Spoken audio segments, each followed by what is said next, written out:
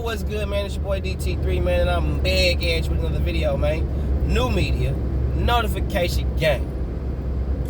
God's what it is, man. Look, I just wanted to give a little quick take on David Benevediez and Caleb Plant, and then speak on David Benevediez versus Canelo. Great win for David. A lot of people saw that happening the way it happened.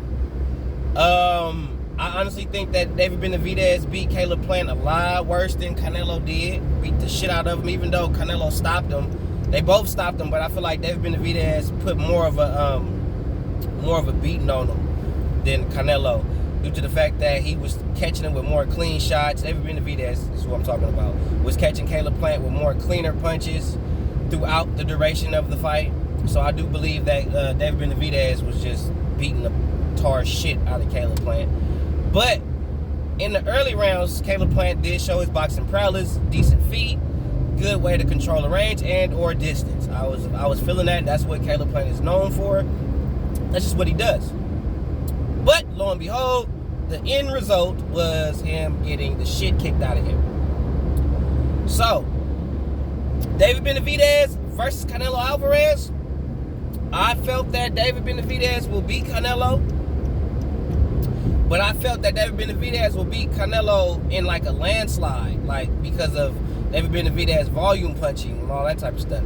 But David Benevediez is more of a counter puncher. He likes to sit in the pocket with you and go blow for blow a little bit with you. That's the Mexican in him. Now, the good thing about that fighting Canelo is he's able to counter the counter. Now, I made a video about that many moons ago. The way to beat Canelo is you counter the counter, or you be a volume puncher. If you're not none of those, if you cannot counter the counter and you're not a volume puncher, you're not beating Saul Canelo Alvarez, period. Hands down, shut the fuck up, cut the check. So, but David Benevediez is a guy that likes to sit in the pocket, and he has decent enough power and or pop to counter Canelo's counter and keep Canelo at bay. That I can tell and I see for a fact. Now, the downside for David Benevediez is, are you durable enough? Because you haven't fought nobody that's going to hit you with the velocity and the consistency that Canelo gonna do. Because Canelo not gonna hit you with that one boop boop and you gonna look at him and smile and say ha ha ha. No, that shit coming again and again and again and again and again, and it's not gonna stop. That's the difference. So it's not going to me, if they were to fight, even though I highly doubt it. I don't think they really gonna fight, but it's a closer fight than what people tend to want to give that fight credit for, because of David Benevides' fighting style, not his skill set. See, people like to base shit on their skill set, what fighters can or can't do. But there's a difference between having a skill set, meaning you have the potential and ability to do something, versus the way you fight. Caleb Plant can trade, he can slug, he can brawl, but that's not how you fight. David Benevides can box, stay behind the jab, he can do that all day long. But that's not how you fight. That's not how you fight. He fights in the pocket, walk you down, break you down. He likes to mentally break you down. You got two people that like to mentally break each other down in David Benevides and Saul Canelo Alvarez. Two people who like to mentally break you down first, and as you mentally break down, you physically break down. They both fight like that. That's why I say it's more of a 50-50 fight than a lot of people giving you credit for. Because you got one guy who's going to sit in the pocket, another guy that has no problem sitting in the pocket. You got one guy who's looking to counter, another guy who's looking to counter. To me, it's all on who's going to win the counter game. I feel like David Benevides will win because, number one, David Benevides will be first and he'll be last. And he'll probably catch Canelo in between shots, because Canelo only throws 1 to 2 punches at a time. It's just that when he throws, he makes sure that when he throws, it's meaningful. You see it or you hear it, and or both. So, David Benevides has a habit of staying in the high guard, meaning his hands is always up high, his body is open. Canelo is a known body puncher. David Benavidez, the way a person is going to beat you is that they got to go to your body. If you fight somebody that's an avid body puncher, they're going to give you problems because you stay in the high guard too long because people get too caught up in trying to headhunt you. I'm not fucking with your head, David. I'm going to your body because you leave your body open and the body don't move the way the head do. So when you fight a dude like Canelo Alvarez who's going to constantly, consistently go to your body because you're going to constantly keep the high guard up, you're going to have a problem. Hopefully David Benavidez wouldn't fight Canelo like that. Hopefully he would try to box Canelo, but even then, he's still going to get caught up some way, somehow in the middle of the fight and get caught up in a slugging match with Canelo because he is not a known boxer. He's not really known for a person who just purely boxes. He's not known for that.